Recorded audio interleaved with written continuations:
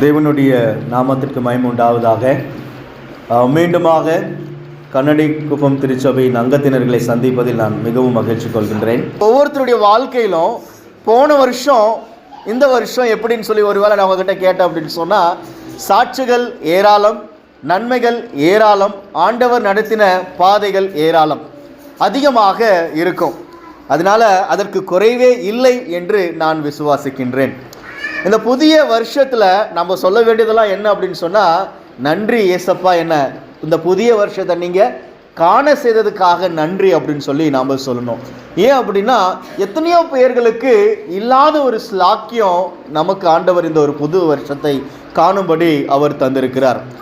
எத்தனையோ பேர் சென்ற வருஷத்தில் அவர்கள் மரித்திருக்கிறார்கள். எத்தனையோ பேர்கள் இந்த திருச்சபையிலேருந்து வேறு இடத்திற்கு போயிருந்திருக்கலாம், அல்லது எத்தனையோ பேர்கள் என்னென்ன காரியங்களோ நிகழ்ந்திருக்கலாம். ஆனால் இன்று ஆண்டவர் நீங்கள் இந்த திருச்சபையிலே இருக்கும்படியாக அவர் உங்களை அழைத்திருக்கிறார், உங்களை அவர் தெரிந்து கொண்டு இருக்கிறார். இந்த புதிய வருடத்திலே ஒரு ஆசீர்வாதமான ஒரு வார்த்தையை நான் உங்களுக்கு கொண்டு வரலாம் என்று நினைக்கிறேன். நிச்சயமாகவே நான் நினைத்து பார்க்கவில்லை இன்றைய தினத்திலே ஆண்டவர் இப்படி ஒரு வாய்ப்பை தருவார் என்று. நான் மீண்டுமாக தேவனுக்கு நான் நன்றியை தெரிவித்துக் கொள்கின்றேன். சபையின் போதகர் ஈனோஸ் அவர்களுக்கும் என்னுடைய மனமார்ந்த நன்றியை நான் தெரிவித்துக் கொள்கின்றேன். நாம் தேவ செய்திக்குள் கடந்து செல்வதற்கு முன்பதாக கண்களை மூடி ஜெபம் செய்வோம். நேசிக்கிற அன்பின் ஆண்டவரே, உம்முடைய வார்த்தையை தியானிக்க இருக்கிறோம். எங்களோடு கூட நீர் பேசுங்க. இயேசுவின் நாமத்தினால் கேட்கிறோம் எங்கள் பிதாவே, ஆமென். ஒவ்வொரு புது வருடத்திலும் அநேக வாக்குத்தத்தமான வசனங்களை நாம் வாசிப்பதுண்டு.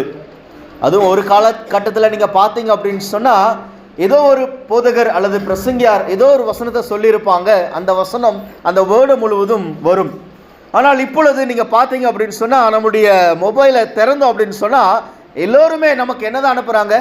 வாக்குத்தத்தமான வேத வசனங்கள் அனுப்புகிறாங்க. சரி, யூடியூப்பை நம்ம ஓப்பன் பண்ணோம் அப்படின்னு சொன்னால் எல்லா திருச்சபைகளும் எதை நம்மளுக்கு கொண்டு வருது? வாக்குத்தத்தமான தேவ செய்தியை கொண்டு வரதை நம்ம என்ன பண்ணுறோம்? பார்க்கின்றோம். அப்படின்னு சொன்னால் இன்னைக்கு நம்முடைய வாழ்க்கையில் ஆண்டவர் இந்த கண்ணடி குப்பம் திருச்சபைக்கு வாக்குத்தத்தமாக தரக்கூடிய வேத வசனம் என்ன? அல்லது இந்த வேர்டு முழுவதும் நான் ஒரு வசனத்தை மனப்பாடம் செய்யணும், ஒரு வசனத்தை என்னோடு கூட வைத்துக் கொள்ளணும், ஒரு வசனத்தை என்னுடைய பிள்ளைகளுக்கு நான் சொல்லிக் கொடுக்கணும், ஒரு வசனத்தை என்னுடைய வீட்டுக்கு நான் எடுத்து போகணும் அப்படின்னு சொன்னால், இன்னைக்கு இந்த திருச்சபைக்கு ஆண்டவர் அப்படி சொல்லக்கூடிய ஒரு வசனம் என்ன அப்படின்றது தான் மிக மிக முக்கியமானது. இது வாக்குத்தத்தமான ஒரு வசனம் அப்படின்றத விட தேவனுடைய வசனம், தேவன் எழுதிய வசனம், அது உண்மை உள்ளது, அது ஜீவன் உள்ளது, அது நிறைவேறத்தக்கதாக இருக்கிறது என்று நாம் பார்க்கின்றோம். அப்படிப்பட்ட ஒரு வசனத்தை இந்த நாளில் கூட நான் உங்களோடு கூட நானும் சேர்ந்து வாசிக்க போகின்றேன். யாத்ராகமம் 33வது அதிகாரம் 14வது வசனத்தில் கர்த்தராகிய தேவன் சொன்ன ஒரு வார்த்தை, அதற்கு அவர், என் சமூகம் உனக்கு முன்பாக செல்லும், நான் உனக்கு இளைப்பாறுதல் தருவேன் என்றார். கிறிஸ்துவுக்குள் பிரியமானவர்களே, இந்த 2025வது வருஷம் எப்படி இருக்கும் அப்படின்னு சொல்லி யாருக்காவது தெரியுமா? இந்த வருஷத்துல நான் இதை செஞ்சு முடிச்சிருவேன்னு யாராலையாவது நம்பிக்கையோட சொல்ல முடியுமா? நிச்சயமா முடியாது. திட்டங்கள் இருக்கலாம், எண்ணங்கள் இருக்கலாம், சிந்தனைகள் இருக்கலாம். ஆனால் இந்த 2025வது வருஷத்துல என்ன நடக்கும் அப்படின்றது யாருக்கு மட்டும்தான் தெரியும்? தேவனு ஒருவருக்கு மாத்திரமே தெரியும். 2020வது வருஷம் இந்த உலகமே மிக எதிர்பார்ப்போடு காத்து கொண்டிருந்தது. ஏன்னா 2020 எல்லாருமே ஒரு நல்ல ஒரு ஆசீர்வாதமான ஒரு வருஷமா இருக்கும், நன்மையான வருஷமா இருக்கும்னு எல்லாருமே எதிர்பார்த்து கொண்டு இருந்தார்கள். ஆனால் அந்த ஒரு வருஷம் இந்த உலகத்திற்கு மிகப்பெரிய ஒரு துக்கத்தின் வருஷமாக நிகழ்ந்தது. கொரோனா, எங்க பார்த்தாலும் கொரோனா, எங்க பார்த்தாலும் அங்கே ஜனங்கள் மடிந்து கொண்டு இருக்கிறத நம்மால் பார்க்க முடிந்தது. அப்போ இந்த 2025வது வருஷம் கூட எல்லாரும் என்ன சொல்றாங்கன்னா, 2025 பார்க்கறதுக்கு ஒரு நல்ல நம்பரா இருக்குது, அந்த நம்பரை பார்த்தாலே ஒரு ஆசீர்வாதமான ஒரு எண் போல இருக்கிறது அப்படின்னு சொல்லி எல்லோரும் யோசித்து கொண்டு இருக்கிறார்கள். ஆனால் சொல்ல வேண்டியது, நாம் நம்ப வேண்டியது என்ன அப்படின்னு சொன்னா, ஒரு வருடத்தை, ஒரு நாளை ஆசீர்வதிக்கிறவர் யார் தான்? கர்த்தர் தான். நாம் அவரை விசுவாசிக்க வேண்டும், அவரை நம்ப வேண்டும். இந்த எண் நல்லா இருக்கு அதனால என் வாழ்க்கை நல்லா இருக்குன்னு நினைச்சோம் அப்படின்னு சொன்னா நாம் தோற்று போய் விடுவோம். அல்லது இந்த நாள் நல்லா இருக்கு என்னுடைய வாழ்க்கை நல்லா இருக்குன்னு நினைச்சோம்னா நாம் தோற்று போய் விடுவோம். இன்னைக்கு நாம் நினைக்க வேண்டியது என்ன அப்படின்னு சொன்னா, இங்க ஆண்டவர் சொல்றாரு, என் சமூகம் உனக்கு முன்பாக செல்லும். 2020 வருஷத்துல அவனுடைய சமூகம் நம்மோடு கூட சென்றது. 2024 வருஷத்துல அவனுடைய சமூகம் நம்மோடு கூட வந்தது. இன்னைக்கு ஆண்டவர் இந்த 2025 வருஷத்துல அவர் சொல்லக்கூடிய ஒரு வசனம், என் சமூகம் உனக்கு முன்பாக செல்லும். இந்த வசனம் எனக்கு எப்படி வந்துச்சு அப்படின்னு சொல்லி நீங்க கேட்டீங்க அப்படின்னு சொன்னா, நேற்றைய தினத்துல நான் சென்னையில வேளச்சேரி திருச்சபையில செய்தி கொடுத்துட்டு மிட் நைட்ல வந்துட்டு இருக்கிறேன். கிட்டத்தட்ட 3 மணி ஆயிடுச்சு. நான் உட்காந்து யோசிச்சுட்டு இருக்கிறேன், உலகமே இந்த ஒரு புத்தாண்டை கொண்டாடி கொண்டு இருக்கின்றது, நாங்கள் பிரயாணம் செய்து கொண்டு இருக்கிறேனே அப்படின்னு சொல்லி இப்படி யோசிச்சுட்டே வந்துட்டு இருக்கிறப்ப திடீர்னு ஆண்டவர் எனக்கு ஒரு யோசனை வந்ததுன்னா, யூ ஆர் ஜர்னிங் வித் காட், நீ தேவனோடு பிரயாணம் செய்து கொண்டு இருக்கிறாய். கிறிஸ்துவுக்குள் பிரியமானவர்களே, ஒவ்வொரு புதிய வருடமும் ஒவ்வொரு புதிய நாளும் நாம் யாரோடு பிரயாணம் செய்து கொண்டிருக்கிறோம்? தேவனோடு பிரயாணம் செய்து கொண்டிருக்கிறோம். இந்த 2020 வருஷம் நம்மளுக்கு எப்படி இருக்கணும்னு சொன்னா, நான் தேவனோடு பிரயாணம் செய்யக்கூடிய ஒரு வருடமாக இருக்க வேண்டும், தேவனை நம்பக்கூடிய ஒரு வருடமாக இருக்க வேண்டும். யோசித்து பாருங்களேன், ஆண்டவர் நம்ம கூட வரல அப்படின்னு சொன்ன அந்த வருஷம் எப்படி இருக்கும்? யோசித்து பாருங்களேன், நம்ம ஆண்டவரோடு பிரயாணிக்கல அப்படின்னு சொன்னா எப்படி இருக்கும் அப்படின்னு சொல்லி நீங்க யோசித்து பாருங்க. நாம் ஆண்டவோடு பிரயாணித்தால் மாத்திரமே இந்த உலகத்தில் வரக்கூடிய ஒவ்வொரு போராட்டத்திலிருந்தும், இந்த உலகத்தில் வரக்கூடிய ஒவ்வொரு துன்பத்திலிருந்தும் நம்மளால என்ன பண்ண முடியும்னு சொன்னா மேற்கொண்டு வர முடியும்னு சொல்லி என்ன பண்றோம் நம்ம பார்க்கின்றோம்.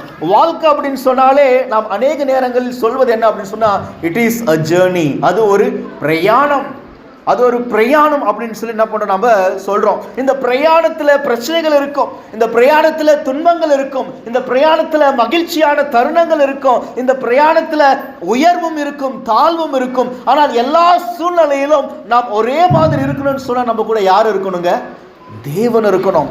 துன்பம் வரக்கூடிய நேரத்திலும் அவர் மேல் நம்பிக்கை வைக்கணும், இன்பம் வரக்கூடிய நேரத்திலும் நாம் தலை நிமிர்ந்து நம்ம என்ன பண்ணிடக்கூடாது, பெருமையாய் போகாதபடி ஆண்டவரோடு கூட நிற்பதற்கு ஆண்டவர் நம்மோடு கூட வர வேண்டியதாக இருக்கின்றது என்று என்ன பண்ண நம்ம பார்க்கின்றோம். இங்க ஆண்டவர் மோசே கிட்ட சொல்றாரு, நான் என்னுடைய சமூகம் உனக்கு முன்பாக செல்லுன்னு சொல்லி சொன்ன மாத்திரத்துல அங்கே மோசே சொல்றாரு, நீங்க தொடர்ந்து அந்த வசனத்தை வாசித்தீங்க அப்படின்னு சொன்னா 15வது வசனம், அப்பொழுது அவன் அவரை நோக்கி, உம்முடைய சமூகம் என்னோடு கூட செல்லாமல் போனால் எங்களை இவ்விடத்திலிருந்து கொண்டு போகாதிரும். இங்கே மோசே சொல்றாரு, ஆண்டவரே உங்க சமூகம் எங்களை நடத்தி செல்லல அப்படின்னு சொன்னா தயவு செஞ்சு நீங்க என்ன பண்ணாதீங்க, எங்களை கூட்டிட்டு போகாதீங்க அப்படின்றார். அப்படின்னா அங்கே ஆண்டவர் என்ன பண்றாருன்னு சொன்னா, இஸ்ரவேல் ஜனங்களை அடிமையான வாழ்க்கையிலிருந்து அவர் என்ன பண்றாருன்னா கானானுக்கு கொண்டு செல்லக்கூடிய ஒரு தருணம் அது. அங்கே மோசே சொல்றாரு, ஏசப்பா ஆண்டவரே நீங்க எங்களை நடத்தல அப்படின்னு சொன்னா, உங்க சமூகம் எங்களுக்கு முன்னாடி செல்லல அப்படின்னு சொன்னா தயவு செஞ்சு எங்களை நீங்க கூட்டிட்டு போகாதீங்க, உங்க சமூகம் எங்க கூட வரணும் அப்படின்னு சொல்லி இங்கே மோசே ஜெபிக்கிற ஒரு ஜெபத்தை நம்ம என்ன பண்றோம் பார்க்கிறோம். கிறிஸ்துவுக்குள் பிரியமானவர்களே, 2025 வருஷத்துல நம்ம பணம் சம்பாதிக்க போறோமோ இல்லையோ, செல்வங்களை சேர்க்க போகின்றோமோ இல்லையோ, நீங்களும் நானும் சம்பாதிக்க வேண்டியது என்ன அப்படின்னு சொன்னா தேவனோடு நாம் செல்லக்கூடிய ஒரு பிரயாணம். நாம் சம்பாதிக்க வேண்டியது என்ன அப்படின்னு சொன்னா தேவனுடைய குணங்கள். நாம் சம்பாதிக்க வேண்டியது என்னன்னு சொல்லி கேட்டீங்கன்னு சொன்னா ஆவியின் கனிகள். அதுதான் மிக மிக முக்கியமானதாக இருக்கிறது என்று என்ன பண்றோம் நம்ம பார்க்கின்றோம். யோசித்து பாருங்க, செங்கடலை 2ஆக பிளந்த பொழுது ஆகா மோசே அருமையா அதை செஞ்சாரு, இது மோசையால் தான் நடந்ததுன்னு நம்ம நினைக்கிறோம். ஆனால் மோசையால் அது நடப்பதற்கு முன்பதாக அது செங்கடல் 2ஆக பிளந்ததற்கு காரணம் யாருடைய சமூகம் மோசைக்கு முன்பாக சென்றது? தேவனின் சமூகம். தேவனின் சமூகம் மோசைக்கு முன்பாக சென்றது நிமித்தமாக செங்கடல் 2ஆக பிளந்தது. தேவனின் சமூகம் மோசைக்கு முன்பாக சென்றதினால் மேக ஸ்தம்பமாய் அக்கினி ஸ்தம்பமாய் இஸ்ரவேல் ஜனங்களை அவர் பாதுகாத்தார், பராமரித்தார். மோசைக்கு முன்பாக தேவனுடைய சமூகம் சென்றது நிமித்தமாக வனாந்திரத்தில் அவங்களால வாழ முடிந்தது. இன்னைக்கு நீங்களும் நானும் போய் வனாந்திரத்தில் வாழுங்கன்னு சொன்னா நம்ம போய் வாழ முடியுமா? நாம் என்ன சொல்லுவோம், ஐயோ வனாந்திரமா, அது சாத்தியமே இல்லைன்னு சொல்லுவோம். ஆனால் இஸ்ரவேல் ஜனங்களால் வனாந்திரத்தில் வாழ முடிந்தது என்றால் அங்கே யாருடைய சமூகம் இருந்தது என்றால் தேவனுடைய சமூகம் இருந்தது. இன்னைக்கு உங்களுக்கும் எனக்கும் அந்த 2025 வருடத்தில் யாருடைய சமூகம் வேணும் அப்படின்னு சொன்னால், அவருடைய சமூகம், அவருடைய பிரசனம் நம்மளை என்ன பண்ணணும்னு சொன்னால் வழி நடத்தணும். அப்படி வழி நடத்தும் பொழுது நம்முடைய வாழ்க்கை சந்தோஷமாக இருக்கும் என்று நாம் என்ன பண்ணுறோம் பார்க்கின்றோம். வேதத்தில் அநேக வார்த்தைகள் இருந்தாலும் நான் ஒரு சில வார்த்தைகளை இன்று உங்களோடு கூட பகிர்ந்து கொள்ளலாம் என்று நான் நினைக்கின்றேன். நீங்கள் வாசித்தீங்கன்னு சொன்னால் வேதத்தில் ஒரு அருமையான ஒரு வசனம் இருக்குது. என்னன்னு சொல்லி கேட்டீங்க அப்படின்னு சொன்னால், ஒருவன் தேவனை நேசிக்கிறான் அப்படின்னு சொன்னால் அவன் யாரை நேசிப்பான்? தன்னுடைய சகோதரனை நேசிக்கிறான். நான் தேவனில் அன்பா இருக்கிறேன் என்று சொல்லியும் தன் சகோதரனை பகைக்கிறவன் எப்படிப்பட்டவனாய் இருக்கிறான்? பொய்யனாய் இருக்கிறான். அப்போ இந்த ஒரு வசனம் நான் உட்காந்து யோசிக்கிறப்ப, நான் ஆண்டவரோடு பிரயாணிக்கிறேன் அப்படின்னு சொன்னால் நான் யாரோடு கூட பிரயாணிக்க வேண்டியதாக இருக்கிறது? மனிதர்களோடு பிரயாணிக்க வேண்டியதாக இருக்குது. நம்ம பொதுவாக ஆனால் ஆண்டவரோடு கூட பிரயாணிக்க போகிறோம்ப்பா, ஆண்டவருடைய சமூகம் என் கூட வரப்போகுதுப்பா, ஆண்டவரை நடத்த போகுதுப்பான்னு நம்ம சொன்னாலும் கூட இன்னைக்கு நம்ம யாரு கூட வாழ்ந்து கொண்டு இருக்கிறோம்? மனிதர்களோடு கூட வாழ்ந்து கொண்டு இருக்கிறோம். அப்போ எங்கள் ஆண்டவர் இந்த வசனத்தை நீங்கள் ஒவ்வொரு வசனத்தையும் நீங்கள் கொஞ்சம் யோசித்து பார்த்தீங்க அப்படின்னு சொன்னால், 1 யோவான் 4:20-21 நீங்கள் வாசித்தீங்க அப்படின்னு சொன்னால் அங்கே சொல்லப்பட்டு இருக்கிறது என்ன பண்ணுறோம் நம்ம பார்க்கின்றோம். அப்போ நாம் தேவனை நேசிக்கிறேன் என்று சொல்லியும் தன் சகோதரனை பகைக்கிறவன் அவன் பொய்யனாய் இருக்கிறான் என்று வேதம் சொல்லக்கூடியது என்ன பண்ண நம்ம பார்க்கின்றோம்.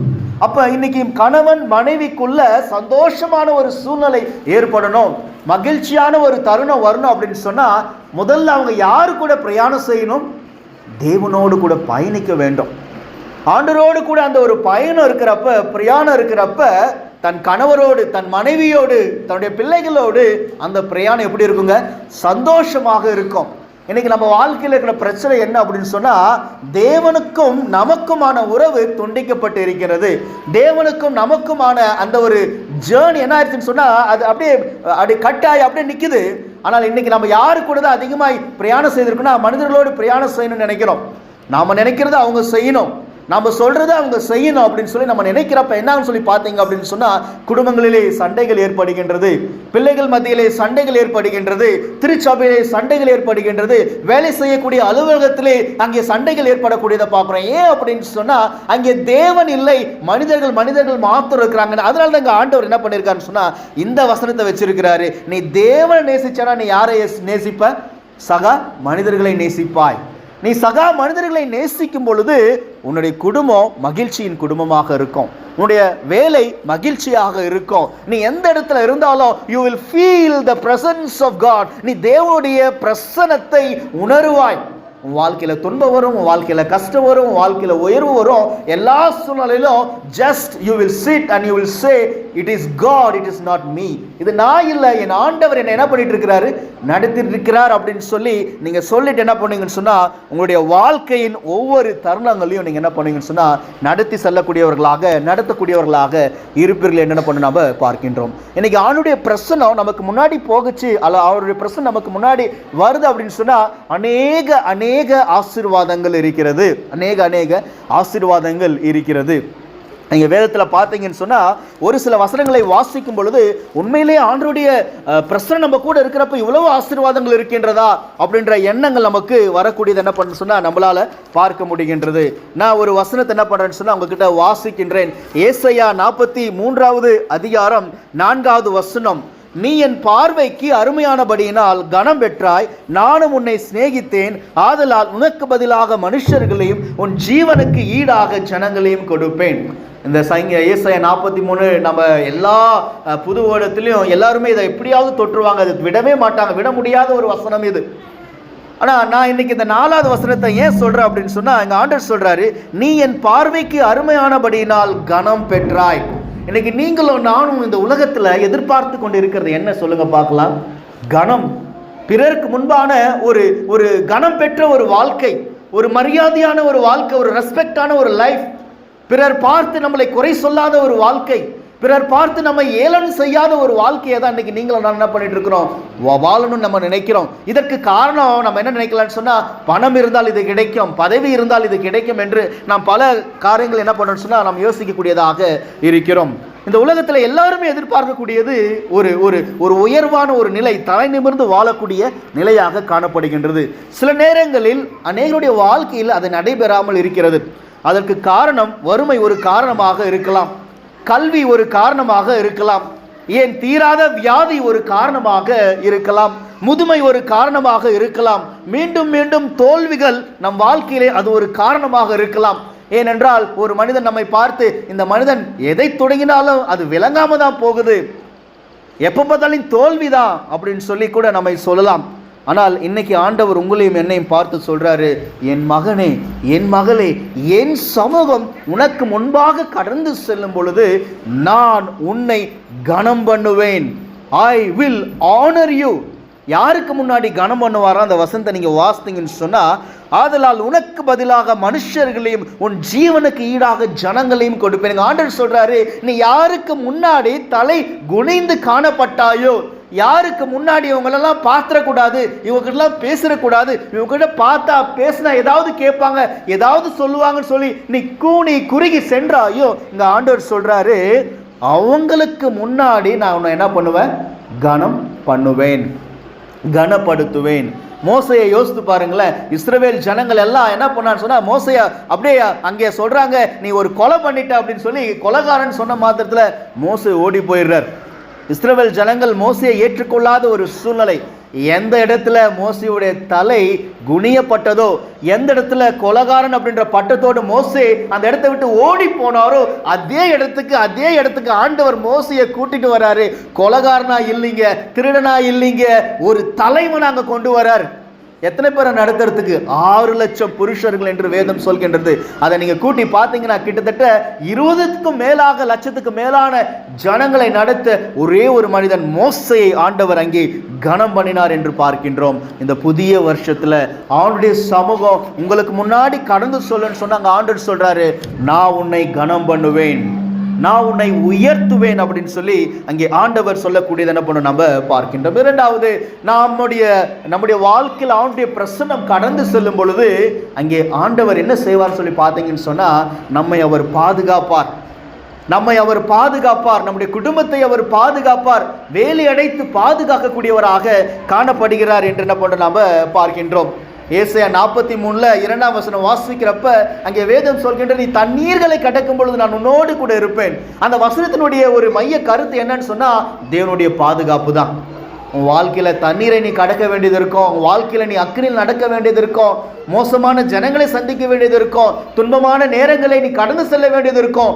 எல்லா சூழ்நிலையிலும் அங்கே ஆண்டவர் சொல்றாரு, என்னுடைய சமூகம் உனக்கு முன்பாக இருக்கும் பொழுது நான் என்ன பண்ணுன்னு சொன்னா, உன்னை பாதுகாப்பேன், உன்னை நடத்துவேன், உன்னுடைய எல்லா தேவைகளையும் சந்திப்பேன் என்று சொல்லக்கூடிய ஒரு காரியத்தை என்ன பண்றோம்னா நாம பார்க்கின்றோம். பிரியமானவர்களே, இன்னைக்கு ஆண்டவருடைய சமூகம் நம்மோடு கூட வரும் பொழுது அவர் நம்மை பாதுகாக்கக்கூடியவராக இருக்கிறார். இறுதியாக ஆண்டவருடைய சமூகம் நம்மோடு கூட வரும் பொழுது அவர் நம்மை எல்லா தீமைக்கும் விலக்கி நம்மை அவர் நடத்துவார், அவர் எல்லா தீமைக்கும் விலக்கி அவர் நம்மை நடத்துவார் என்று என்ன பண்றோம் நம்ம பார்க்கின்றோம். நிறைய வேத வசனங்கள் அதற்கு இருக்கிறது, நம்மளால என்ன பண்ண முடியுது, பார்க்க முடிகின்றது. யாபேஸ் ஆண்டவர்கிட்ட ஜெபம் செய்தது குறித்து நம்ம என்ன பண்றோம் பார்க்கின்றோம். 1 நாளாகமம் 4ஆம் அதிகாரத்தில் நாம் வாசிக்கும் பொழுது 9ஆம் வசனம் 10ஆம் வசனத்தை வாசிக்கிறப்ப, அந்த 9ஆம் வசனத்தை நீங்க வாசிக்கிறப்ப அங்க ஆண்டவர் யாபேசுடைய பிரசன்ட் சூழ்நிலை அவர் சொல்றார். என்ன அப்படின்னு சொன்னா, யாபேசு தன் சகோதரர்களை பார்க்கிலும் எப்படிப்பட்டவனாய் இருந்தான்? கனம் பெற்றவனாய் இருந்தான். அதை வாசிக்கிறப்ப எனக்கு ஒரு சந்தோஷம். என்ன அப்படின்னு சொன்னா, யாபேசு எப்படி பிறந்தான், நம்முடைய வாழ்க்கை எப்படி இருந்துச்சுன்னு சொல்லி ஆண்டவர் அங்க முன்னாடி சொல்லல. அவர் சொல்றாரு, யாபேசு எப்படினாலும் பாஸ்ட்ல இருந்திருக்கலாம், அவனுடைய பாஸ்ட் ரொம்ப ஒஸ்டா இருந்திருக்கலாம், அவனுடைய கடந்த காலம் ஒரு துன்பத்தின் காலமா இருந்திருக்கலாம், ஆனா அவனை ஆசீர்வதித்தது நான். அதனால அங்கே ஆண்டவர் சொல்றாரு, தன் சகோதரர்களை பார்க்கலாம் அவன் கனம் பெற்றவனாய் இருக்கிறான். கிறிஸ்துவுக்குள் பிரியமானவர்களே, உங்களுடைய பாஸ்ட் ஆன லைஃப்பை பார்க்காதீங்க. 2024 வருஷத்தில் உங்களுடைய முடிந்து போன துன்பமான சோகமான வாழ்க்கையை பார்க்காதீங்க. ஏன்னா இங்கே யாபேசுடைய வாழ்க்கையில் ஆண்டவர் அதை பார்க்கல. ஆண்டவர் சொல்றாரு, யாபேசு அவன் கனம் பெற்றவனா இருந்தான்ப்பா. யாருக்கு முன்னாடி? தன்னுடைய சகோதரருக்கு முன்னாடி கனம் பெற்றவனா இருந்தான். அப்போ அதுக்கடுத்த வசனம் சொல்லுது, அவன் எந்த நிலையிலிருந்து கனம் பெற்றவனா இருந்தான்? அவன் தன்னுடைய தாய் அவனை ஈன்றெடுக்கும் பொழுது, இவனை நான் மிகுந்த துக்கத்தோடு ஈன்றெடுத்தேன் என்று சொல்லி அவனுக்கு என்னென்ன பேர் வச்சாங்களாம்? யாபேஸ் என்று பேர் வச்சாங்களாம். அப்போ யாபேசுடைய வாழ்க்கை ஒரு துக்கமான ஒரு வாழ்க்கை. நீங்கள் எபிரேய வார்த்தையில் அதை வாசித்தீங்க அப்படின்னு சொன்னால், பெயின் என்று சொல்லக்கூடியதை பார்க்குறோம், சாரோ என்று சொல்லக்கூடியதை பார்க்குறோம். அதாவது தன்னுடைய தாயினுடைய சூழ்நிலை அப்படி அந்த பேர் வைக்கிறப்ப அவங்களுடைய சூழ்நிலை ஒருவேளை அப்படி இருந்திருக்கலாம் என்று சொல்லக்கூடியதை பார்க்குறோம். அவனுடைய பாஸ்ட் எப்படி இருந்தாலும் அங்கே யாபேஸ் ஜெபம் பண்ணுறாரு. என்ன ஜெபம் பண்ணுறாரு அப்படின்னு சொன்னால், ஆண்டவர்கிட்ட, ஆண்டவரே என்னை நீங்கள் ஆசீர்வதிங்க. யாபேஸ் பார்த்தாரு, தான் வாழ்க்கையில் ஆசீர்வாதம் குறைவாக இருக்கிறத அவரால் பார்க்க முடிந்தது. அவர் கேட்குறாரு, என்ன ஆசீர்வதிங்க. அதுக்கடுத்து ஆண்டவர் யாபேஸ் கேட்குறாரு, ஆண்டவரே எல்லையை பெரிதாக்குங்கன்னு சொல்லி ஆண்டவர் கேட்கிறார். யாபேஸ் ஆண்டவர்கிட்ட கேட்கிறார். அதுக்கடுத்து யாபேஸ் கேட்கிறாரு, தீமை என்னை அணுகாதபடி நீங்க என்ன பண்ணுங்க, என்னை விலக்கி காத்தருளுங்க அப்படின்னு சொல்லி யாபேஸ் கேட்கக்கூடியதை நாம் என்ன பண்றோம், பார்க்கின்றோம். ஆம், கிறிஸ்துவுக்குள் பிரியமானவர்களே, தீமை நம்மை அணுகாதபடி ஆண்டவர் நம்மை பாதுகாக்கக்கூடியவராக இருக்கிறார். அந்த வசனத்துல கடைசி பகுதி பார்த்தீங்கன்னா, யாபேஸ் கேட்ட ஜபத்துக்கு ஆண்டவர் என்ன கொடுத்தாராம், பதில் கொடுத்தாராம். பைபிள்ல ஷார்ட்டஸ்ட் ப்ரேயர்னு நம்ம என்ன பண்ணலாம், யாபேஸுடைய ஜபத்தை சொல்லலாம். அதுக்கடுத்து நம்ம பார்க்க முடியாது. ஆனால் இந்த ஷார்ட்டஸ்ட் ப்ரேயருக்கு ஆண்டவர் உடனே கொடுக்குறாரு. ஏன் அப்படின்னு சொன்னால், அவன் உண்மையிலே தேவனுடைய பிரசன்னத்தை தேடினான். தேவனுடைய பிரசன்னம் என் கூட இருக்கணும் ஆண்டவரே, நீங்கள் என் கூட இருக்கணும் ஆண்டவரேன்னு சொல்லி தேடினான். நீங்கள் பார்த்தீங்கன்னா ஆசீர்வதிங்கன்னு சொல்கிறா, என்னை எல்லையை பெரிதாக்குங்கன்னு சொல்கிறாரு யாபேஸ். ஆனால் அவர் முக்கியமானது என்ன சொல்கிறார் அப்படின்னு சொன்னால், உங்கள் கரம் ஏன் கூட இருக்கணும், தீமை என்னை அணுகாதபடி பாதுகாத்துங்களா. அவர் கேட்குறாரு, என்னை எப்பயுமே கையை பிடிச்சிட்டு போங்க ஆண்டவரே.